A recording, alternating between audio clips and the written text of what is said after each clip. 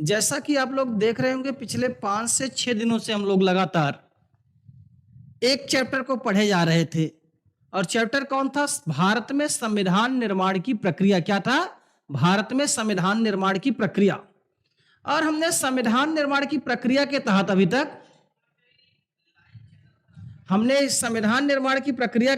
तक लगभग 6 लेक्चर पढ़ लिए हैं और अलग अलग पॉइंट ऑफ व्यू से हमने सारे लेक्चरों को देखा भी है। आज हम लोग आपके उस नॉलेज की परीक्षा करने जा रहे हैं। आपने 5-6 लेक्चर किया है और उसी पर हम प्रश्नोत्तरी करने जा रहे हैं। मतलब यह चैप्टर जो है आपका संविधान निर्माण की प्रक्रिया आज पूरी तरह से समाप्त हो रहा है और इसके बाद नेक्स्ट क्लास जो हम शुरू करेंगे आपके लिए उसमें होगा संवैधानिक विकास का क्रम। क्या होगा? भारत में संवैधानिक विकास का क्रम। लेकिन उससे पहले आज हम देखने जा रहे हैं उस पर प्रश्नोत्तरी। तो जल्दी से जल्दी लोग जुड़ रहे हैं, जो भी लोग जुड़ रहे हैं। डिम्पल सिंह जी नमस्कार। नमस्कार। Satish Shukla very good evening. Prachi Tripathi नमस्कार। और भी लोग जो जुड़ रहे हैं जिनके सनी जी नमस्कार। तो आज हम लोग प्रश्नों पर चर्चा करने जा रहे हैं और आज हमारी स्क्रीन पर संविधान निर्माण की प्रक्रिया से संबंधित जो पहला प्रश्न उभर रहा है और वह है कौन अंतरिम सरकार का सदस्य नहीं था? क्या है? निम्न में से कौन अंतरिम सरकार का सदस्य नहीं था? क्या क्वेश्चन है कि निम्न में से कौन अंतरिम सरकार का सदस्य नहीं था? अब आपकी स्क्रीन पर कई नाम आ रहे हैं, जवाहरलाल नेहरू, बलदेव सिंह, अली जहीर, और चौथा ऑप्शन है इनमें से कोई नहीं, नन ऑफ दीज। आप देख रहे होंगे कल मैंने आपको अंतरिम सरकार पढ़ाई थी। क्या पढ़ाई थी? अंतरिम सरकार। मैंने बताया था आपको अंतरिम सरकार का गठन जो है कांग्रेस ने अंतरिम सरकार में शामिल होने की संस्तुति 24 अगस्त 1946 को कर दी थी और 2 सितंबर 1946 से अंतरिम सरकार ने कार्य करना शुरू कर दिया था। अंतरिम सरकार में मैंने बताया भी था कि शुरू में इसमें मुस्लिम लीग ने शामिल होने से इनकार कर दिया था, इसलिए मंत्री की संख्या रखी गई थी 12। कितनी? 12 मंत्री थे। वैसे कुल 14 मंत्री हो सकते थे, अध्यक्ष को लेकर के 15 मंत्री हो सकते थे। अध्यक्ष था वायसराय और वायसराय उस समय थे लॉर्ड बेवेल। आप जानते भी हैं। और उपाध्यक्ष थे पंडित जवाहरलाल नेहरू। इनके पास राष्ट्रमंडल मामला था, विदेश मंत्रालय था जवाहरलाल नेहरू के पास। इस अंतरिम सरकार में उपाध्यक्ष थे। मैंने आपको कल की क्लास में बताया था कि अंतरिम सरकार में जब मुस्लिम लीग शुरू में नहीं शामिल हुई तो कुल मंत्रियों की संख्या थी 12 और बाद में 26 अक्टूबर 1946 को जब मुस्लिम लीग शामिल हो गई तो मंत्रियों की संख्या बढ़कर के हो गई 14 और उसमें मुस्लिम लीग के मंत्रियों की संख्या थी 5 और अब कांग्रेस के मंत्रियों की संख्या बची 9। मतलब 12 जो मंत्री शुरू में कांग्रेस के थे उसमें से 3 लोगों को इस्तीफा देना पड़ा था। तो हमारा प्रश्न है स्क्रीन पर पहला कि कौन अंतरिम सरकार का सदस्य नहीं था? जैसा कि आप जानते हैं जवाहरलाल नेहरू अंतरिम सरकार में उपाध्यक्ष थे। क्या थे? उपाध्यक्ष थे। बलदेव सिंह ये अंतरिम सरकार में रक्षा मंत्री थे। मतलब बलदेव सिंह जी भी थे, जवाहरलाल नेहरू भी थे अंतरिम सरकार में। अब प्रश्न क्या रहा है? इनमें से कौन अंतरिम सरकार का सदस्य नहीं था? तो ये लोग थे सैयद अली जहीर, ये भी अंतरिम सरकार के सदस्य थे, कल हमने आपको बताया। तो इसमें से कौन सा उत्तर सही है? None of these. यह उत्तर सही है आपका, इनमें से कोई नहीं। क्या सही है? क्योंकि तीनों ही अंतरिम सरकार के सदस्य थे, जबकि प्रश्न है कि कौन अंतरिम सरकार का सदस्य नहीं था। तो नन ऑफ दीज, इनमें से कोई नहीं। डी ऑप्शन आपका सही है। कौन सा ऑप्शन सही है? डी ऑप्शन आपका सही है। कौन सा ऑप्शन? ये डी ऑप्शन आपका सही उत्तर है। कौन सा? डी सही उत्तर है।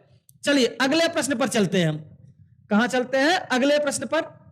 आज आपकी स्क्रीन पर जो दूसरा प्रश्न आने वाला है, भारतीय संविधान के निर्माण की प्रक्रिया में प्रश्न है कि निम्न में से कौन अंतरिम सरकार का सदस्य था?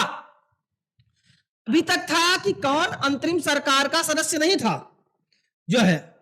अब आ रहा है कि कौन अंतरिम सरकार का सदस्य था। सतीश शुक्ला जी का उत्तर आ रहा है डी। क्या आ रहा है? डी। क्या है, अंतरिम सरकार का सदस्य था। आप देख रहे होंगे अली जहीर, अभी मैंने बताया अंतरिम सरकार में थे, कल मैंने पढ़ाया भी है। शरद चंद्र बोस, सुभाष चंद्र बोस के बड़े भाई, ये भी अंतरिम सरकार में मंत्री थे। सरसफात अहमद खान, ये भी अंतरिम सरकार में मंत्री थे। तो इसका मतलब क्या था, ये भी थे अंतरिम सरकार में, ये भी थे अंतरिम सरकार में, ये भी थे अंतरिम सरकार में। अब प्रश्न है कौन अंतरिम सरकार सदस्य था? सभी थे। फिर से आपका उत्तर कौन सा सही है? डी। मतलब कौन सा उत्तर सही है? डी। मतलब ये तीनों ही अंतरिम सरकार के सदस्य थे। और यह क्वेश्चन अभी तक कम से कम 15 से 20 बार अलग अलग परीक्षाओं में पूछा जा चुका है। तो अब आपका सही उत्तर क्या है यहां पर? डी। तीन के तीनों ही अंतरिम सरकार में सदस्य थे। और आपकी जानकारी के लिए मैं बता दूं, यही तीन लोग हैं जो नाम मैंने जानबूझ के चूज किए हैं प्रश्नोत्तरी बनाते समय। यही तीन लोग हैं जिन्होंने मुस्लिम लीग के अंतरिम सरकार में शामिल होने के बाद, मुस्लिम लीग के अंतरिम सरकार में शामिल होने के बाद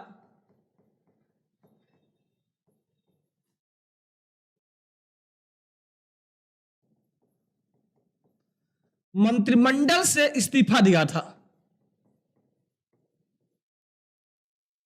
प्रश्न संख्या 3, और क्या है? अंतरिम सरकार का गठन किया गया 24 अगस्त 46, 4 सितंबर 46, 14 सितंबर 46 और 12 सितंबर 46। मैंने कहा कि अगर 2 सितंबर 46, तब आपके लिए क्या होता, कंफ्यूजिंग हो जाता। बहुत सारे उत्तर आ रहे हैं डी, गलत उत्तर है। तो डी क्या लिखा है? 12 सितंबर 1946। क्या लिखा? 12 सितंबर 1946।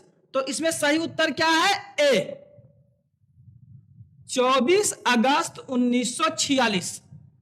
अंतरिम सरकार का गठन कब किया गया? तो 24 अगस्त 1946। अंतरिम सरकार ने कार्य कब से करना शुरू किया? तो 2 सितंबर 1946। तो कार्य कब से शुरू किया अंतरिम सरकार ने? 2 सितंबर 46 को, लेकिन गठन किया गया इसका 24 अगस्त 1946 को। वैसे ही जैसे संविधान सभा का गठन 6 दिसंबर 1946 को कर लिया गया था, लेकिन संविधान सभा की पहली बैठक 9 दिसंबर 1946 को आयोजित की गई थी।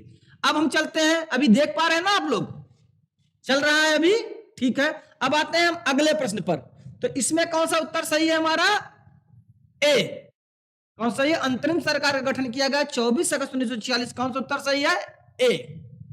चलिए अब आते हैं हम प्रश्न संख्या 4 पर। कहां पर आते हैं? दृष्टिकोण के इस चैनल पर हम आते हैं प्रश्न संख्या 4 पर। कहां पर हैं हम? प्रश्न संख्या 4। देखिए आपके अगले पिछले प्रश्न का उत्तर मैंने अगले प्रश्न में बना दिया है। पिछला प्रश्न जो था, जो आपका कंफ्यूजन था 2 सितंबर 46, मैंने अगला प्रश्न ही वहीं से बनाया है। और अगला प्रश्न है, अंतरिम सरकार ने काम करना शुरू किया। क्या है? अंतरिम सरकार ने काम करना शुरू किया। कब से काम करना शुरू किया अंतरिम सरकार ने? तो इसका उत्तर है 2 सितंबर 1946। तो बी आंसर सही है। कौन सा? बी ऑप्शन सही है यहां पर। अंतरिम सरकार ने कब से काम करना शुरू किया? 2 सितंबर 1946 से। कब से? 2 सितंबर 1946 से। चलिए जल्दी जल्दी आप लोग उत्तर भेजिए, आपके उत्तर थोड़ा देर से डिलीवर्ड हो रहे हैं। चलिए अगले प्रश्न पर हम आते हैं। हमारा अगला प्रश्न है प्रश्न संख्या 5। आज का आपका अगला प्रश्न है कि अंतरिम सरकार की स्क्रीन पे जो अगला प्रश्न बढ़ रहा है, प्रश्न है कि अंतरिम सरकार में शुरू में कितने मंत्री शामिल थे? पिछले 2 दिनों से मैं आपको यही पढ़ा रहा हूं। अंतरिम सरकार में शुरू में कुल कितने मंत्री शामिल थे? अंतरिम सरकार में अधिकतम मंत्री हो सकते थे 14, अध्यक्ष को लेकर हो सकते थे 15, अध्यक्ष था वेवेल मतलब वायस राय, 14 मंत्री हो सकते थे, लेकिन शुरू में मंत्रियों को बनाया गया था 12। और 12 के 12 मंत्री किसके थे? कांग्रेस के थे, भारतीय राष्ट्रीय कांग्रेस के थे। तो अंतरिम सरकार में शुरू में कितने मंत्री थे? 12। तो सी ऑप्शन आपका क्या है, सही है। कौन सा ऑप्शन सही है, सी ऑप्शन। और इन 12 में से आपको पता ही होगा 12 इस्तीफा दे दिया था, शरद चंद्र बोस ने, सर सफात अहमद खान ने,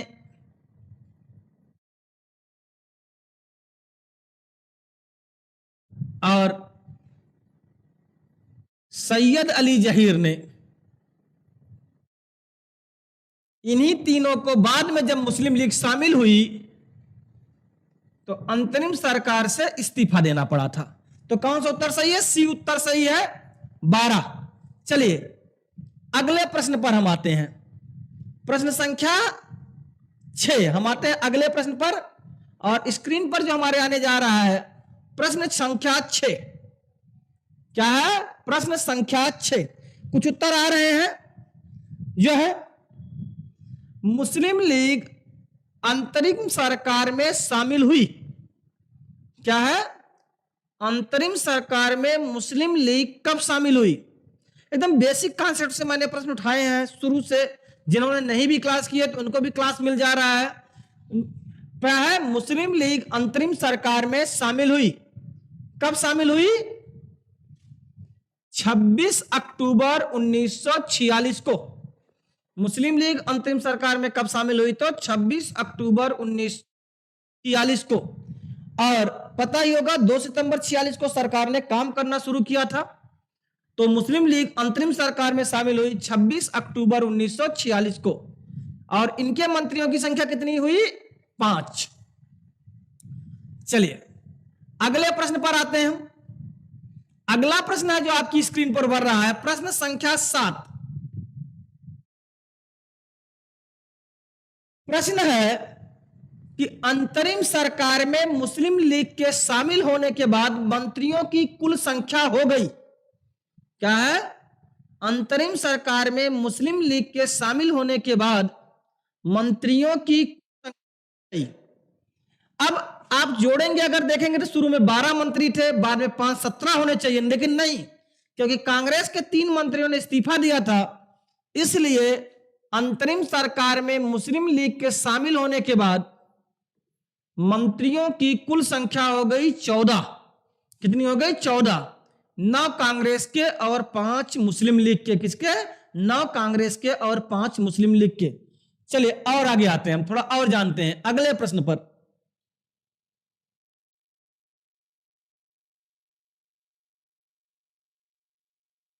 प्रश्न है कि अंतरिम सरकार में मुस्लिम लीग को शामिल करने के लिए कितने कांग्रेसी मंत्रियों को इस्तीफा देना पड़ा था। तो कितने को इस्तीफा देना पड़ा, 3। शरद चंद्र बोस, सैयद अली जहीर और सर सफात अहमद खान। तो उत्तर सही है बी, राइट आंसर बी। चलिए अगले प्रश्न पर आते हैं हम, प्रश्न संख्या 9। थोड़ा सा अलग प्रश्न है, कल भी मैंने चर्चा की थी। अंतरिम सरकार में विधि मंत्री थे। क्या है, प्रश्न संख्या 9 है, अंतरिम सरकार में विधि मंत्री थे। कल मैंने बताया था कि शुरू में भी एक विधि मंत्री थे, लेकिन बाद में मुस्लिम लीग के शामिल होने के बाद कानून मंत्रालय मुस्लिम लीग को दिया गया, और वो विधि मंत्री थे योगेंद्र नाथ मंडल। ये मुस्लिम लीग के सदस्य थे, दलित मंत्री थे। कैसे थे, एससी मंत्री थे, दलित मंत्री थे। योगेंद्र नाथ मंडल कौन है, योगेंद्र नाथ मंडल। इनको जो है कानून मंत्री बनाया गया था अंतरिम सरकार में। किसको, योगेंद्र नाथ मंडल को। चलिए और आगे बढ़ते हैं नेक्स्ट प्रश्न पर, प्रश्न संख्या 10। जल्दी से बताइए आप लोग, कुछ लोग आ रहे हैं। फन फॉर किड्स, बच्चों के लिए मनोरंजन है। मैंने प्रश्न उनके लिए बनाए जिन्होंने क्लासेज नहीं अटेंड की हैं, और उनके लिए तो है ही जिन्होंने क्लासेज अटेंड की हैं। कई बार छोटे प्रश्न, हल्के प्रश्न एग्जाम साल में जाके हमें ओवर कॉन्फिडेंस में गलत हो जाते हैं, इसलिए हम शुरू से बेसिक से चल रहे हैं, और प्रश्नों की श्रृंखला धीरे धीरे कठिन होती चली जाएगी। और यह प्रश्न थोड़ा सा आज की स्क्रीन पर जो आ रहा है थोड़ा कठिन प्रश्न है कि अंतरिम सरकार में सूचना मंत्री कौन थे। प्रश्न संख्या 10, जल्दी से उत्तर बताइए। अंतरिम सरकार में सूचना मंत्री कौन था। तो कौन था सूचना मंत्री, वल्लभ भाई पटेल जी।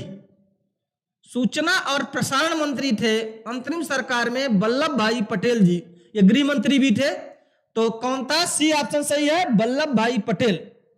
चलिए प्रश्न संख्या 11, अगले प्रश्न पर आते हैं। अंतरिम सरकार में मुस्लिम लीग के मंत्रियों की संख्या थी, कितने मंत्री थे मुस्लिम लीग के? Very good, 5। कितने थे? अंतरिम सरकार में मुस्लिम लीग के मंत्रियों की संख्या कितनी थी? तो 5 थी। चलिए नेक्स्ट प्रश्न पर, प्रश्न संख्या 12, स्वतंत्रता के समय कांग्रेस का अध्यक्ष कौन था? क्विक, जल्दी से बताइए। आजादी के समय भारतीय राष्ट्रीय कांग्रेस का अध्यक्ष कौन था? कोई भी उत्तर आ रहा है? सृष्टि शुक्ला जी का सी सही उत्तर है। कौन था? जेबी कृपलानी।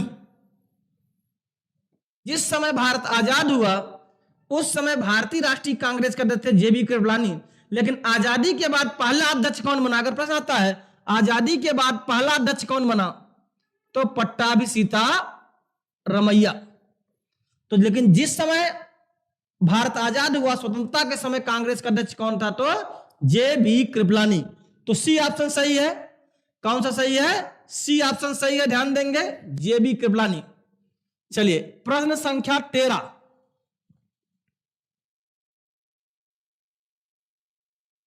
क्या है प्रश्न?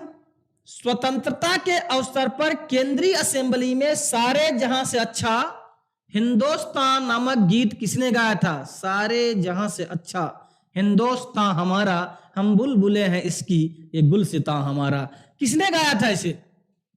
जो है प्रश्न क्या है कि स्वतंत्रता के समय जो है केंद्रीय असेंबली में सारे जहां से अच्छा हिंदुस्तान हमारा नामक गीत किसने गाया था? तो ध्यान दीजिए किसने गाया था? एम.एस. सुब्बालक्ष्मी ने। स्वतंत्रता वाली रात संविधान सभा में इन्होंने 2 गीत गाए थे, एक सारे जहां से अच्छा और एक जनगणमन। क्या गाया था? जनगणमन। तो एम.एस. सुब्बालक्ष्मी जी ने गाया था। लेकिन ध्यान दीजिएगा इस गीत को लिखा किसने था? अगर कभी प्रश्न आ जाए तो इस गीत को लिखा है मोहम्मद इकबाल ने। किसने लिखा था? मोहम्मद इकबाल ने। जबकि गाया किसने है? तो एम.एस. सुब्बुलक्ष्मी ने गाया है। किसने गाया है? एम.एस. सुब्बुलक्ष्मी ने गाया है, ध्यान देंगे। चलिए धीरे धीरे लोग जुड़ रहे हैं लगातार। अगला प्रश्न हमारी स्क्रीन पे आने जा रहा है, ध्यान देंगे। यहां कई नाम है, मैं बता दूं। सरला देवी चौधरानी, ये रविन्द्रनाथ टैगोर की भतीजी हैं। इन्होंने 1911 ईस्वी में सबसे पहले जनगणमन गाया था। पूर्णिमा बनर्जी, ये संविधान सभा की महिला सदस्य थी और इन्होंने 24 जनवरी 1950 को, जिस दिन जनगणमन को भारत का राष्ट्रगान और वंदे मातरम को भारत का राष्ट्रगीत स्वीकार किया गया, उस दिन संविधान सभा में इन्होंने जनगणमन और वंदे मातरम को गाया था। किसको? जनगणमन और वंदे मातरम को गाया था। सरोजिनी नायडू भारत कोकिला कही जाती हैं, स्वतंत्र भारत की पहली महिला राज्यपाल हैं, उत्तर प्रदेश की राज्यपाल थी। कांग्रेस की प्रथम भारतीय महिला अध्यक्ष रही। किसकी? भारतीय राष्ट्रीय कांग्रेस की प्रथम भारतीय महिला अध्यक्ष रही हैं। इन्होंने 1925 के कानपुर अधिवेशन में कांग्रेस की अध्यक्षता की थी। जबकि भारतीय राष्ट्रीय कांग्रेस की पहली महिला अध्यक्ष कौन है? Annie Besant. कौन है? भारतीय राष्ट्रीय कांग्रेस की पहली महिला अध्यक्ष कौन है? एनी बेसेंट, 1917 ईस्वी। लेकिन प्रथम भारतीय महिला अध्यक्ष कौन है? सरोजिनी नायडू। और कुल कितनी महिला अध्यक्ष हुई थी भारतीय राष्ट्रीय कांग्रेस की आजादी से पहले? तो 3, एनी बेसेंट, सरोजिनी नायडू और नलिनी सेन गुप्ता, ये 3 अध्यक्ष हुई थी। चलिए आगे बढ़ते हैं। आपकी स्क्रीन पे आ रहा है प्रश्न संख्या 14।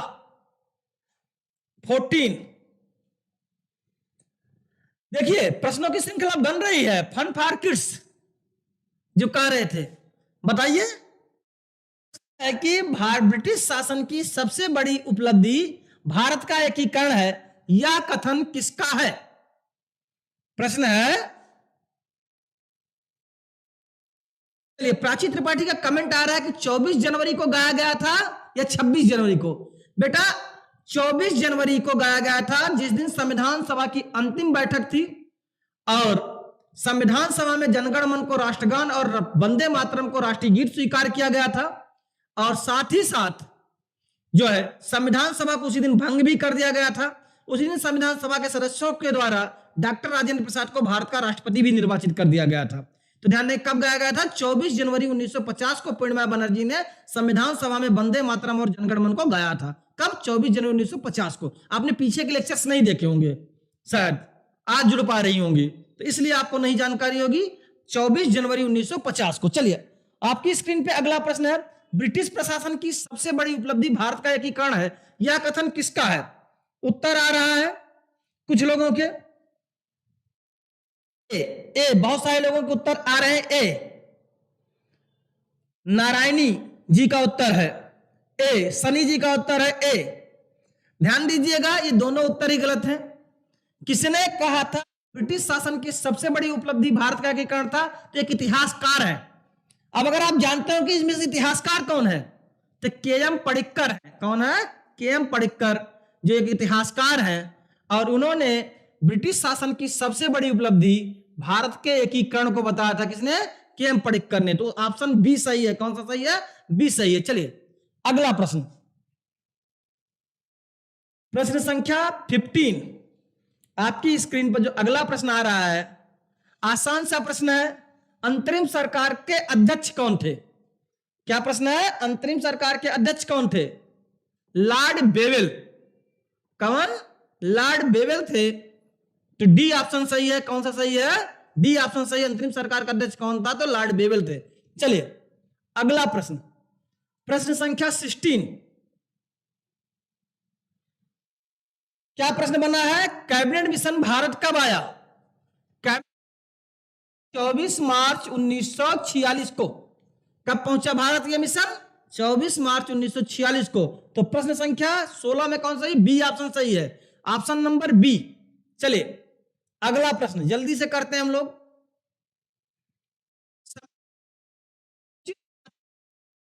के सदस्यों की संख्या कितनी थी? क्या प्रश्न है? संविधान सभा में अनुसूचित जाति के सदस्यों की संख्या कितनी थी? जिन्होंने लगातार क्लासेस की उनको पता होगा। संविधान सभा में अनुसूचित जाति के सदस्यों की संख्या थी 26। कितनी थी? 26 थी। कितनी? संविधान सभा में अनुसूचित जाति के सदस्यों की संख्या 26 थी, जबकि महिला अनुसूचित जाति की सदस्य कितनी थी? 1। और एकमात्र 80 महिला कौन थी? दाक्षायणी वेलायुधन। संविधान सभा में एकमात्र 80 महिला कौन थी? तो दाक्षायणी वेलायुधन। कौन थी? दाक्षायणी वेलायुधन। ध्यान देंगे, कुछ लोगों को उत्तर आ रहे हैं बी, बिल्कुल सही उत्तर है। क्या आ रहे हैं? बी आ रहे हैं, बिल्कुल सही है। ध्यान देंगे। चलिए और आगे बढ़ते हैं, प्रश्न संख्या 18 पर। संविधान सभा में मुस्लिम महिला सदस्यों की संख्या कितनी थी? क्या है? आपको बता चुके हैं जिन्होंने लेक्चर लिया है। मैंने फिर से क्या कहा, उनके लिए बड़ा ही आसान प्रश्न है, लेकिन जिन्होंने नहीं लिया उनके लिए आसान भी नहीं है। संविधान सभा में मुस्लिम सदस्यों की संख्या कितनी थी? महिला सदस्यों की। तो मुस्लिम महिला सदस्यों की संख्या थी 1। और कौन थी? बेगम एजाइज रसूल। कौन थी? बेगम एजाइज रसूल। तो संविधान सभा में मुस्लिम महिला सदस्य की संख्या थी 1। वैसे मुस्लिमों के लिए जो जनसंख्या के अनुपात में सीटों का आरक्षण था, कितनी सीटें थी मुस्लिमों के लिए आरक्षित? 78। मुस्लिम लीग ने कितनी जीती थी? 73। मुस्लिम लीग ने सीटें जीती थी 73। मुस्लिमों के लिए आरक्षित सीटें थी 78, लेकिन महिला सदस्य कितनी थी? 1, बेगम एजाइज रसूल। चलिए अगले प्रश्न पर चलते हैं, प्रश्न संख्या 19। क्या प्रश्न है? अच्छा प्रश्न है। संविधान सभा में बीएल मित्र के स्थान पर कौन चुना गया? क्या है अगला प्रश्न आपका जो आ रहा है आपकी स्क्रीन पे? संविधान सभा में बीएल मित्र के स्थान पर कौन चुना गया? क्योंकि बी आपको पता ही होगा, बीएल मित्र ने स्वास्थ्य कारणों से इस्तीफा दे दिया था। स्वास्थ्य कारणों से इस्तीफा दे दिया था।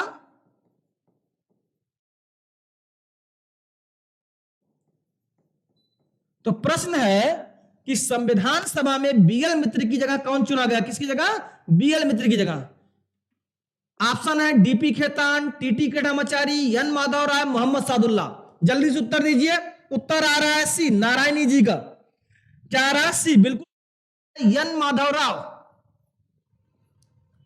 ध्यान देंगे आपके यहां पर नाम थोड़े अजीब गरीब तरीके से, अजीब और गरीब नाम है, तो ठीक है कोई बात नहीं, जो भी नाम हो जिनके, मैं बता दे रहा हूं। सी उत्तर सही है।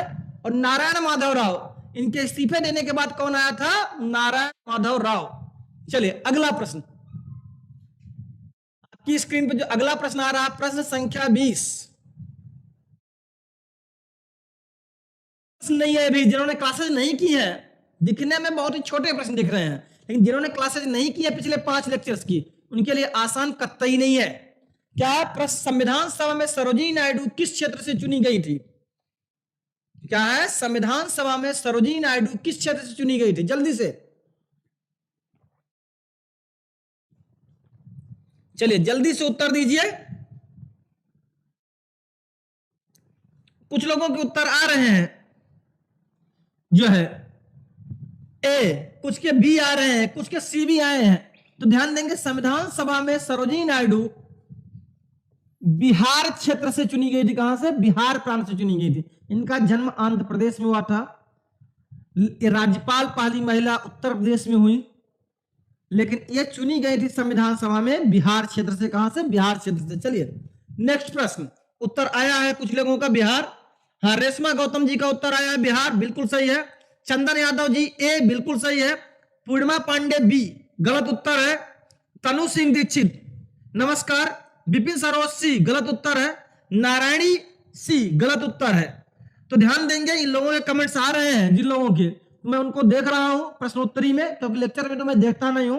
तो ध्यान देंगे, उनके उत्तरों में से कौन सा उत्तर सही? बी सही, ए सही है, बिहार। क्या है? सरोजिनी नायडू संविधान सभा में बिहार से चुनी गई थी। संविधान सभा में कुल 15 महिलाएं थी। कितनी महिलाएं थी? 15। पहली बैठक में 10 उपस्थित थी। कितनी उपस्थित थी? 10 उपस्थित थी। चलिए अगला प्रश्न आपकी स्क्रीन पे आ रहा है, प्रश्न संख्या 21। क्या है? प्रश्न संख्या 21 क्या है? फिर से एक कठिन प्रश्न। संविधान सभा कांग्रेस थी और कांग्रेस भारत था। क्या है? संविधान सभा कांग्रेस थी और कांग्रेस भारत था। यह कथन किसका है? ए ऑप्शन है ए.एच. बिर्च, बी ऑप्शन है मॉरिस जोन्स, सी ऑप्शन है ऑस्टिन और डी ऑप्शन है आपका केसी हियर। जल्दी से कमेंट करिए आप लोग कि संविधान सभा भारत थी और भारत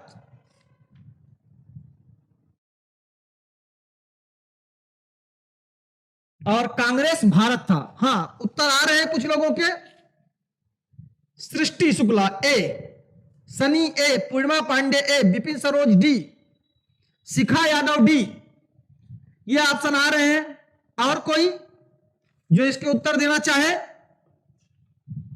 और कोई जो इसके उत्तर देना चाहे? चलिए, तो अभी तक जितने भी उत्तर आए हैं, चंदन यादव सी, जिसमें चंदन जी का उत्तर सही है। तनु सिंह ए, किसका सही है? चंदन यादव जी का उत्तर सही है। संविधान सभा कांग्रेस थी और कांग्रेस भारत था। ये कथन किसका है? तो ऑस्टिन का है। किसका है? ऑस्टिन का है। किसका कथन है? ऑस्टिन का है। ध्यान देंगे, कुछ लोग बिर्च को ही बता रहे हैं, गलत है। ये कथन किसका है? तो ऑस्टिन का है। प्रश्न संख्या 21, संविधान सभा कांग्रेस थी और कांग्रेस भारत था।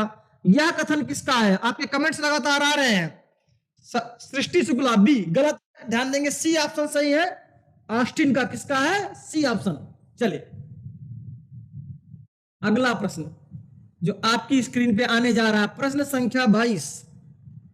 तेजी से लोग जुड़ रहे हैं।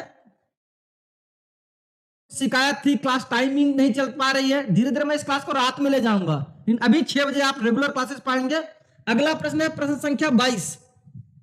आसान प्रश्न है। संविधान सभा में कांग्रेस की सीटों की संख्या कितनी थी?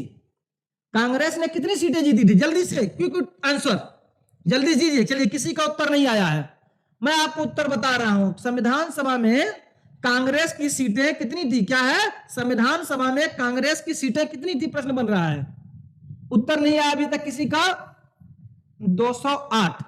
आपको मैंने बताया था कि कांग्रेस ने जीती थी संविधान सभा में 296 में से 208 सीटें, मुस्लिम लीग ने जीती थी 73 सीटें और अन्य को मिली थी 15 सीटें, और इस तरह से होती है टोटल 296 सीटें। तो क्या उत्तर सही है? 208। चलिए अगले प्रश्न पर आते हैं हम, और अगला प्रश्न जो हमारी स्क्रीन पे आने जा रहा है प्रश्न संख्या 23। फिर एक अच्छा प्रश्न, संविधान सभा में अत्रि मस्कारने चुनी गई थी। क्या प्रश्न है? उत्तर आ रहे हैं कुछ लोगों के। शिखा यादव बी, शिखा यादव जी का बी, चंदन यादव बी, तनु सिंह बी। संविधान सभा में अत्रि मस्कारने चुनी गई थी। क्या है? अत्रि मस्कारने चुनी गई थी। कोई भी प्रश्न क्या है? संविधान सभा में अत्रि मस्कारने चुनी गई थी। संविधान सभा में ट्रावनकोर एंड कोचीन से। ध्यान देंगे ये मद्रास के क्षेत्र का ही हिस्सा हुआ करता था, मद्रास और केरला के बीच, और यहीं से चुनी गई थी अत्रि मस्कारने। चलिए आपकी स्क्रीन पे आ रहा है अगला प्रश्न, प्रश्न संख्या 24। क्या है? प्रश्न संख्या 24। चलिए क्या है? संविधान की संचालन समिति के अध्यक्ष कौन थे? कौन था? Doctor Rajendra Prasad. A answer सही है। संचालन समिति का अध्यक्ष कौन था? तो डॉक्टर राजेंद्र प्रसाद। आपका उत्तर सही है ए। चलिए अगला प्रश्न, प्रश्न संख्या 25। प्रश्न है जो आपकी स्क्रीन पर उभर रहा है कि भारतीय संविधान 26 जनवरी 1950 को लागू हुआ, इसका उल्लेख किस अनुच्छेद में किया गया है? जल्दी से, क्या प्रश्न है? भारतीय संविधान 26 जनवरी 1950 को लागू किया गया, लागू किया जाएगा, इसका उल्लेख किस अनुच्छेद में किया गया? जल्दी से, कहां किया गया है? अनुच्छेद 394 में, 394। उत्तर आ रहे हैं कुछ लोगों के ए ऑप्शन आ रहे हैं, गलत उत्तर है। भारतीय संविधान 26 जनवरी, ए ऑप्शन तो नागरिकता से संबंधित है, आपको पता ही होगा, 5 से लेकर 11 तक हमारी नागरिकता है। 26 जनवरी 50 को लागू हुआ, इसका उल्लेख किस अनुच्छेद में किया गया है? तो अनुच्छेद 394 में। चलिए नेक्स्ट प्रश्न, अगले क्वेश्चन पर आप लोग अगर जो वीडियो री एग्जाम में जा रहे हैं, एसएससी के एग्जाम में जा रहे हैं, बैंकिंग के एग्जाम में जा रहे हैं, रेलवे के एग्जाम में जा रहे हैं, उनको एक साथ एक ही प्लेटफॉर्म पर हम सारी क्लासेस जीएस की प्रोवाइड करा रहे हैं। तो ध्यान देंगे, प्रश्न है कि निम्न में से कौन सा अनुच्छेद 26 जनवरी 1950 को लागू हुआ? क्या प्रश्न है? निम्न में से कौन सा अनुच्छेद 26 जनवरी 1950 को लागू हुआ? क्या प्रश्न है? 26 जनवरी 1950 को कौन सा अनुच्छेद लागू हुआ? आपको पता है कि हमारे संविधान के 15 अनुच्छेद, कितने? 15 अनुच्छेद 26 नवंबर 1949 को ही लागू हो गए थे, जिस दिन भारत का संविधान बनकर के तैयार हुआ था। कब? 26 नवंबर 1949 को ही हमारे संविधान के 15 अनुच्छेद लागू हो गए थे, और उसमें ये तीनों अनुच्छेद थे। अनुच्छेद 324 भी 26 नवंबर को लागू हुआ था, 379 भी लागू हुआ था, 380 भी लागू हुआ था। अब प्रश्न पूछ रहा है 26 जनवरी 50 को लागू हुआ, तो उत्तर क्या होगा? कोई नहीं। क्या होगा? कोई नहीं, नन ऑफ दीज। क्योंकि ये तीनों कब लागू हो गए थे? ये तीनों ही लागू हो गए थे 26 नवंबर 1949 को ही। कब लागू हो गए थे? 26 नवंबर 1949 को ही। चलिए अगला प्रश्न। तो प्रश्न अब धीरे धीरे आपको बढ़िया मिल रहे हैं, करते रहिए, लगातार एग्जामों में आए हुए प्रश्न है और आने की संभावना भी है जिनकी। अगला प्रश्न क्या है? निम्न में से कौन सा अनुच्छेद 26 नवंबर 1949 को लागू हुआ? क्या है? निम्न में से कौन सा अनुच्छेद, जल्दी से उत्तर बताइए आप लोग। 26 नवंबर 1949 क्या है? कौन सा अनुच्छेद 26 नवंबर 1949 को लागू हुआ? आर्टिकल 60, आर्टिकल 395, आर्टिकल 390 और सभी। प्रश्न है कि 26 नवंबर 49 को इसमें से कौन सा अनुच्छेद लागू हुआ था? 15 अनुच्छेद लागू हुए थे, तनु जी का आंसर आ रहा है ए। क्या आ रहा है? ये। और किसी का उत्तर? और किसी का उत्तर?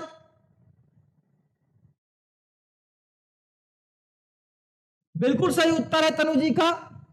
आर्टिकल 60 अनुच्छेद 60 26 नवंबर 49 को लागू हो गया था। चलिए अगले प्रश्न पर आते हैं। प्रश्न संख्या 28। इस वर्ष निश्चित हुआ कि, बहुत ही बेहतर प्रश्न, चलिए बताइए इस प्रश्न को। मैं रुकूंगा कुछ, आपके प्रश्नों के उत्तर देने के लिए मैं कुछ देर के लिए रुकूंगा। कि प्रश्न है कि किस वर्ष निश्चित हुआ कि भारत का कोई भी राज्य भारत से अलग नहीं हो सकता। मैं आपके उत्तर देख रहा हूं, जल्दी से उत्तर दीजिए, जल्दी से उत्तर दीजिए कि किस वर्ष निश्चित हुआ कि भारत का कोई भी राज्य भारत से अलग नहीं हो सकता है। चलिए आपके ऑप्शन नहीं आ रहे हैं, उत्तर नहीं आ रहे हैं, आप लोगों में से किसी के भी उत्तर नहीं आ रहे हैं। चलिए प्रश्न है कि किस वर्ष निश्चित हुआ कि भारत का कोई भी राज्य भारत से अलग नहीं हो सकता है। चलिए 1949, स्वाति मिश्रा का उत्तर आ रहा है, शिखा यादव जी का उत्तर आ रहा है 1949, नारायणी का उत्तर आ रहा है 1950। और कोई? सारे आसन तो आप लोग ले ही लेंगे, एक तो सही ही होगा। और कोई? दो उत्तर आए, स्वाति मिश्रा जी का, शिखा यादव जी का 1949 और नारायणी जी का 1950। क्या है? नारायणी जी का 1950। प्रश्न है कि किस वर्ष निश्चित हुआ कि भारत का कोई भी राज्य भारत से अलग नहीं हो सकता है।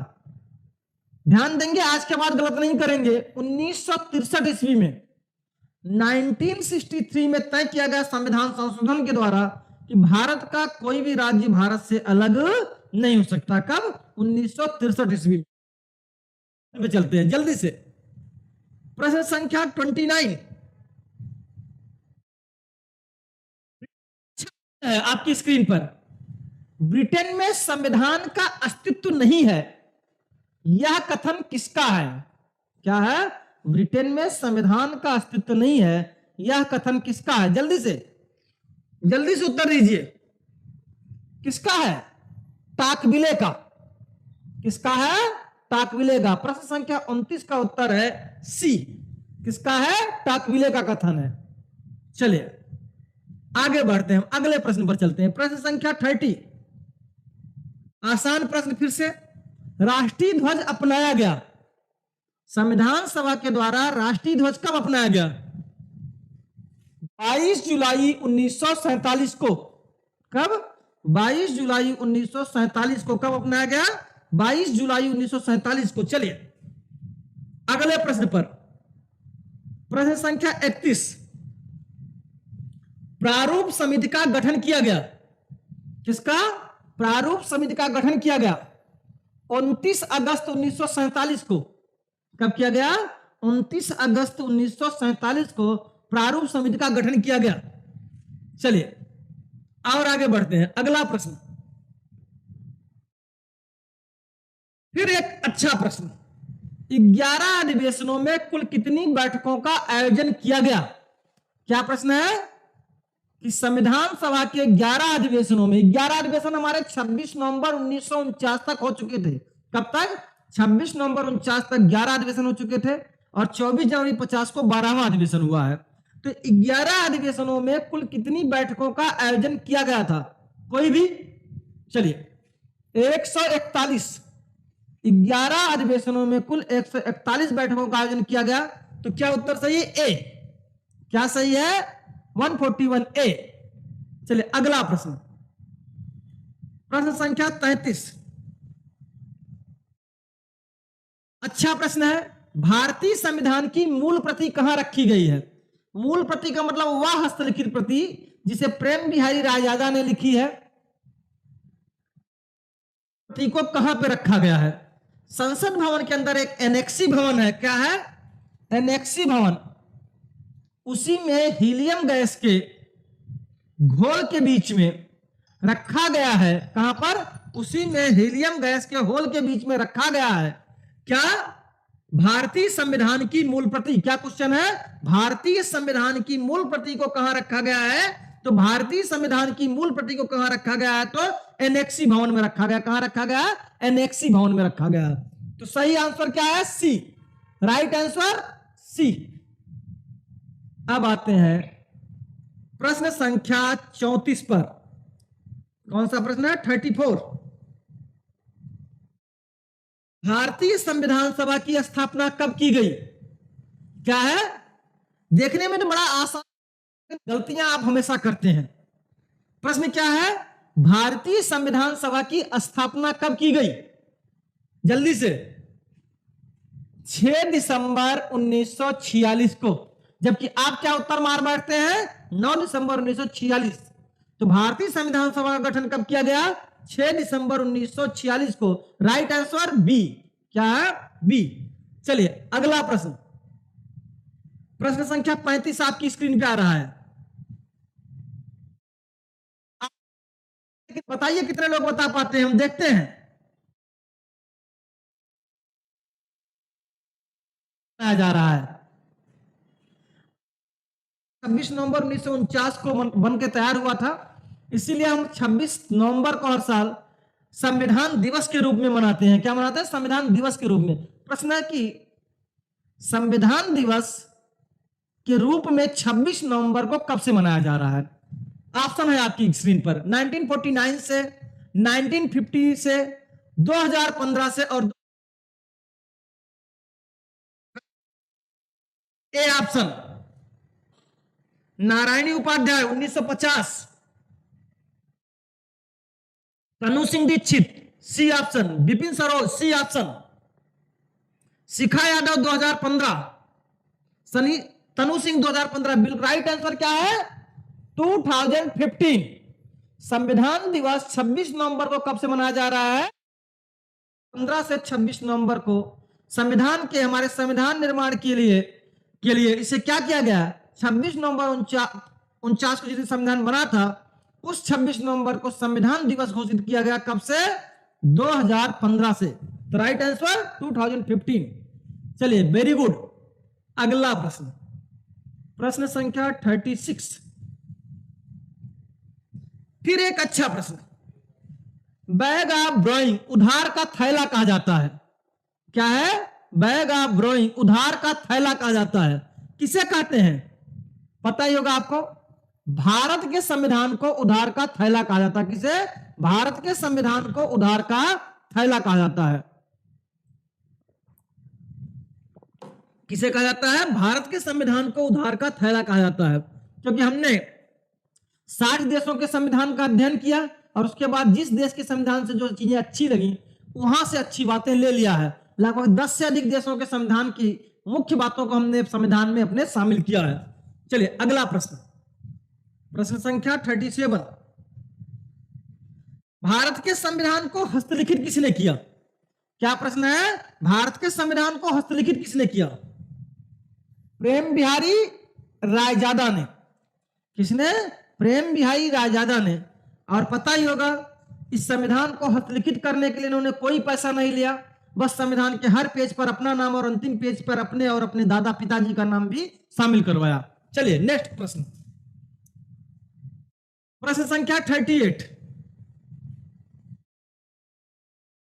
देखिए जो लोग कह रहे थे ना किड्स फॉर फन, क्या कह रहे थे, किड्स फॉर फन, उनके लिए फिर एक अच्छा प्रश्न। ब्रिटिश सरकार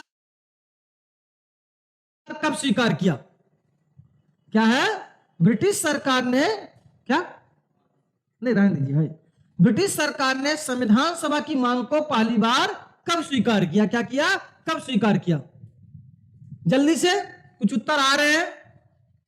हाँ रवि कुमार बी,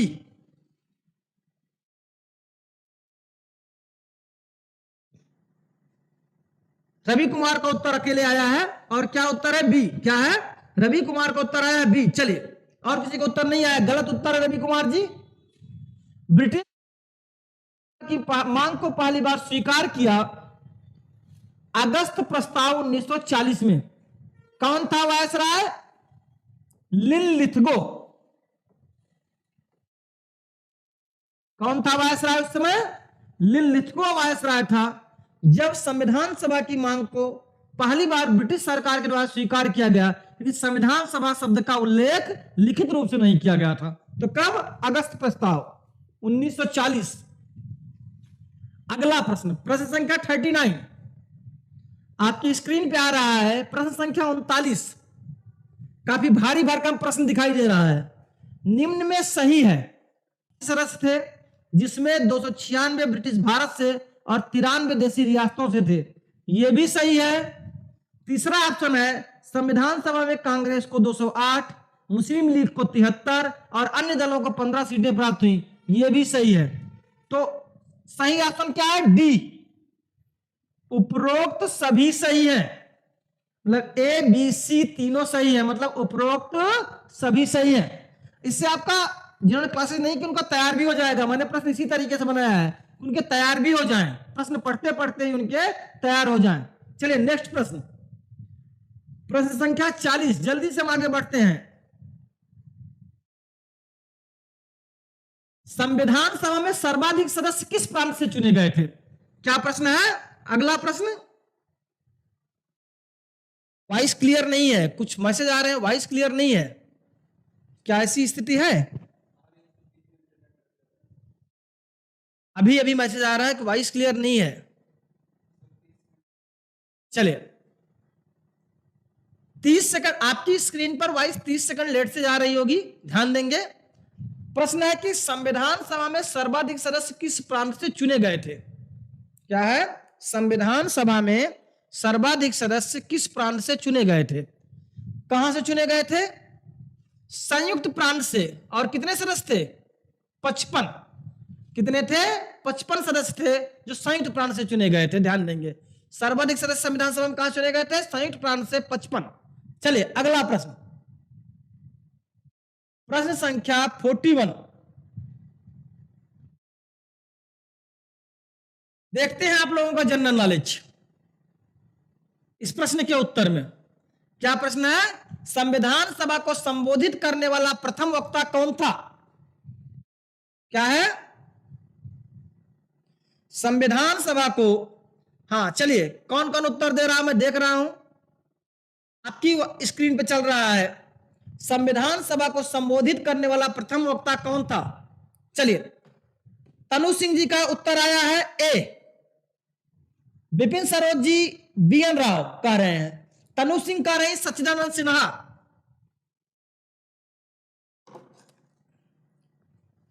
क्या कर रही है? शिखा यादव सी, बी.एन. राव। शिखा यादव भी कह रही है बी.एन. राव। कंचन भी कह रही है सच्चिदानंद सिन्हा। पूर्णिमा पांडे ये भी कह रही है बी.एन. राव। तनु सिंह दीक्षित सच्चिदानंद सिन्हा।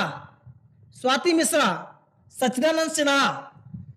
मतलब एक प्रश्न मैंने आपकी स्क्रीन पर दिया है, संविधान सभा को संबोधित करने वाला पहला वक्ता कौन था? और सारे के सारे आंसर रंग आए हैं। आप लोगों ने, मैंने ऑप्शन ही ऐसे, किसी ने सच्चिदानंद सिन्हा को उत्तर दिया है और किसी ने बी.एन. राव को दिया है। दोनों ही नहीं थे उत्तर में, ये दोनों ही रंग है। सच्चिदानंद सिन्हा भी रंग है, बी.एन. राव भी रंग है, अंबेडकर भी रंगी हैं। तो उत्तर कौन सा? जे.बी. कृपलानी। संविधान, आज के बाद गलती नहीं होनी चाहिए, संविधान सभा की प्रथम बैठक को संबोधित करने वाले याद करेंगे काम क्या किया था इन्होंने? इन्होंने संविधान सभा के सदस्यों को डॉक्टर सच्चिदानंद सिन्हा का परिचय दिया था।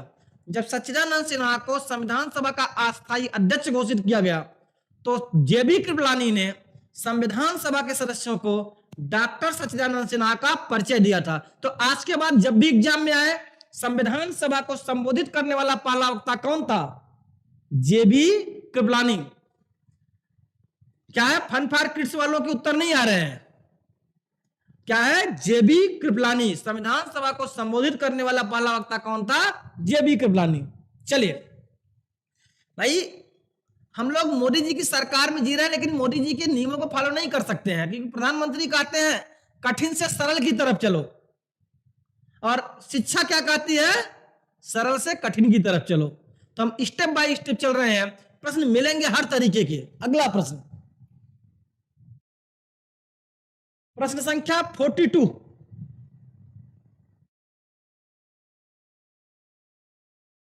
क्या है? संविधान सभा की प्रथम बैठक में किसको श्रद्धांजलि दी गई? आज भी हमारी संसद का जो पहला सत्र शुरू होता है, तो जिस दिन सत्र शुरू होता है, अगर कोई सांसद मरा होता है उस सत्र के बीच में, तो उसको श्रद्धांजलि देकर सत्र स्थगित कर दिया जाता है। तो आज भी ऊपर संविधान सभा से यही है। प्रश्न है, संविधान सभा की प्रथम बैठक में किसको श्रद्धांजलि दी गई? ए प्रसन्ना देव रैकूट को, बी फ्रैंक एंथोनी को, सी ब्रिटिश सरकार को, डी शरद चंद्र बोस को। जल्दी से उत्तर दीजिए आप लोग अपने उत्तर जल्दी जल्दी दीजिए।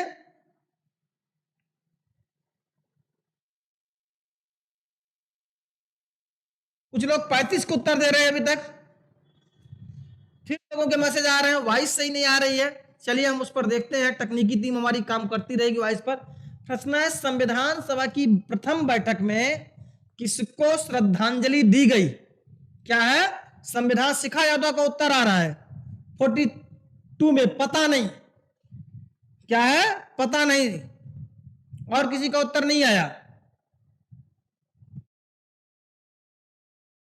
और किसी का उत्तर नहीं आ रहा है। चलिए, प्रश्न है, संविधान सभा की प्रथम बैठक में किसको श्रद्धांजलि दी गई? चलिए, हाँ, पूर्णिमा जी पांडे जी का आंसर आ रहा है डी। और कोई? अरे भैया, शरद चंद्र बोस तो मंत्री थे, बाद में इस्तीफा भी दिए। पहली बैठक हुई 9 दिसंबर 46 को, कैसे इनको श्रद्धांजलि दे दी जाएगी? तनु सिंह दीक्षित का भी उत्तर आ रहा है डी। भाई कैसे इनको श्रद्धांजलि दी? तो मंत्री थे, मरने वालों को श्रद्धांजलि दी जाती है, जीने वालों को नहीं। संविधान सभा की प्रथम बैठक में बंगाल से एक सदस्य थे, ध्यान दीजिएगा।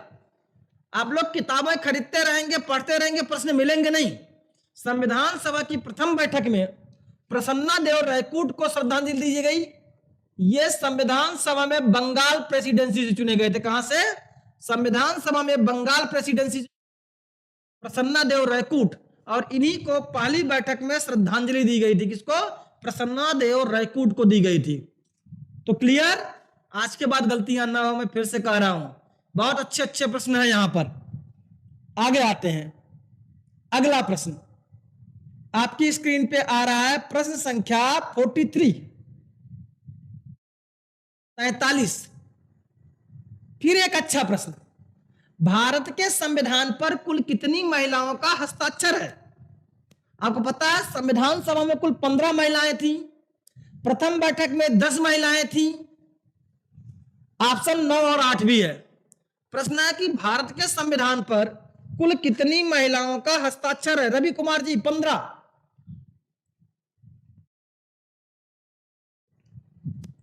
तनु सिंह दीक्षित 10,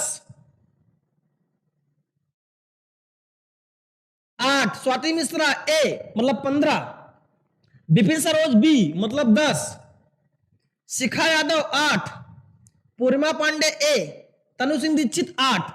जिनके भी उत्तर सही है। भारत के संविधान पर कुल कितनी महिलाओं का हस्ताक्षर था? तो 8।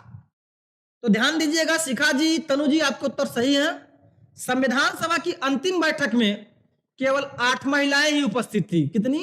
संविधान सभा की अंतिम बैठक में केवल 8 महिलाएं ही उपस्थित थी, इसलिए भारत के संविधान पर कुल 8 महिलाओं का हस्ताक्षर है। कितनी महिलाओं का?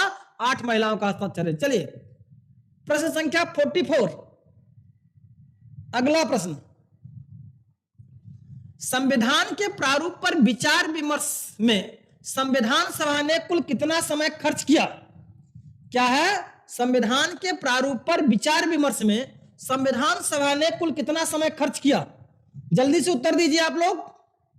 कितना समय खर्च किया प्रारूप पर विचार विमर्श के लिए? तो 114 दिन, 114 डेज। कितना? 114 दिन संविधान के प्रारूप पर विचार विमर्श के लिए संविधान सभा ने समय खर्च किया। चलिए, अगला प्रश्न, प्रश्न संख्या 45, निम्न में सही है। क्या है? निम्न में सही है। क्या है? पहला ऑप्शन है नंबर 1, संविधान सभा जब संविधान निर्माण का कार्य करती थी, संविधान सभा जब विधायिका के रूप में कार्य करती थी। प्रश्न यह हो रहा है, संविधान सभा जब संविधान निर्माण का कार्य करती थी तो उसकी अध्यक्षता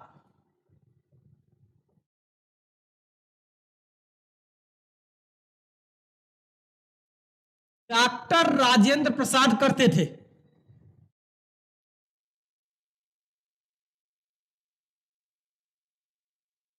तो पहला ऑप्शन क्या है? संविधान सभा जब संविधान निर्माण करती थी तो उसकी अध्यक्षता डॉक्टर राजेंद्र प्रसाद करते थे। दूसरा ऑप्शन है संविधान सभा जब विधायिका के रूप में कार्य करती थी तो उसकी अध्यक्षता जीबी मावलंकर करते थे। तीसरा है कि दोनों की अध्यक्षता डॉक्टर राजेंद्र प्रसाद करते थे।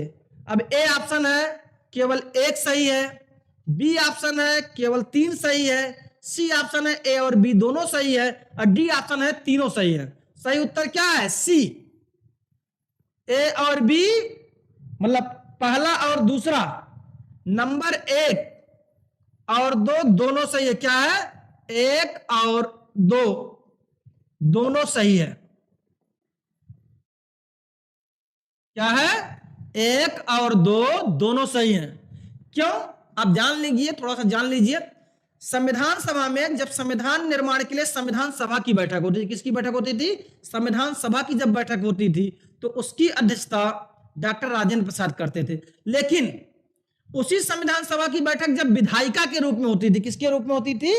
विधायिका के रूप में होती थी, सरकार के रूप में होती थी, तो उसकी अध्यक्षता पहले अध्यक्ष, जो आगे चल करके लोकसभा के पहले अध्यक्ष होंगे, जीबी मावलंकर करते थे। इसलिए नंबर 1 भी सही है और नंबर 2 भी सही है, इसलिए सही उत्तर क्या हुआ? सी।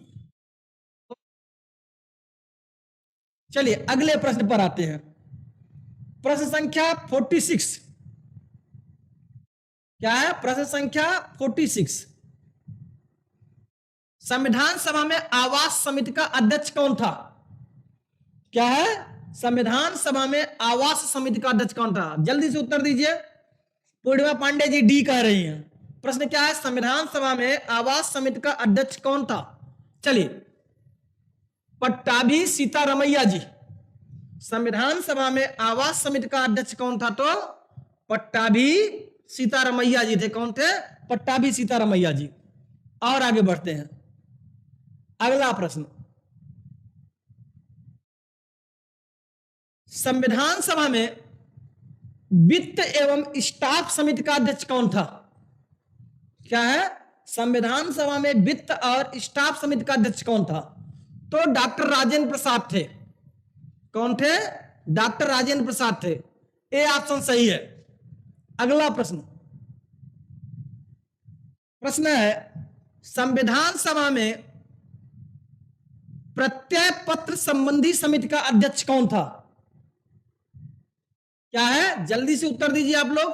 क्या प्रश्न है कि संविधान सभा में प्रत्यय पत्र संबंधी समिति का अध्यक्ष क्या है? संविधान सभा में प्रत्यय पत्र संबंधी समिति का अध्यक्ष कौन था? ऑप्शन है अल्लादी स्वामी कृष्णा अय्यर, मोहम्मद सादुल्लाह, पट्टाभी सीतारमैया और के मुंशी। क्या है? प्रत्यय पत्र संबंधी समिति का अध्यक्ष कौन था? उत्तर आ रहे हैं। A option. और किसी का?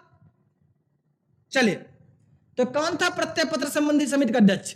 अल्लादी कृष्णा स्वामी अय्यर जी थे। ए ऑप्शन सही है। चलिए अगला प्रश्न, प्रश्न संख्या 49। अच्छा प्रश्न है। क्या है? अच्छा प्रश्न है। आप लोगों को आज तक मिला नहीं होगा, उम्मीद मैं यही कर रहा हूं। क्या है यह प्रश्न? कोई भी जो बताना चाहे। देखिए, भारत के प्रत्येक संविधान के प्रत्येक पन्नों को किसने डिजाइन किया था? क्या है? भारत के संविधान के प्रत्येक पन्नों को किसने डिजाइन किया था?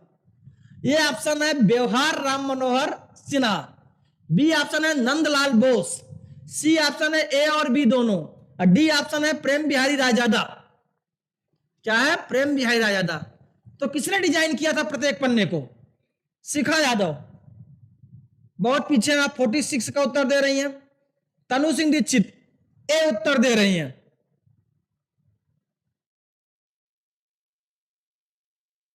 शिखा यादव 49 का बी, नंदलाल बोस दे रही है उत्तर।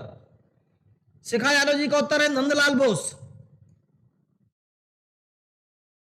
और किसी का? चलिए ठीक है, कुछ उत्तर आ रहे हैं तो ध्यान देंगे। संविधान के प्रत्येक पन्नों पर 2 लोगों ने डिजाइन किया था। किसने? संविधान के प्रत्येक पन्नों पर 2 लोगों ने डिजाइन किया था, व्यवहार राम मनोहर सिन्हा और नंदलाल बोस।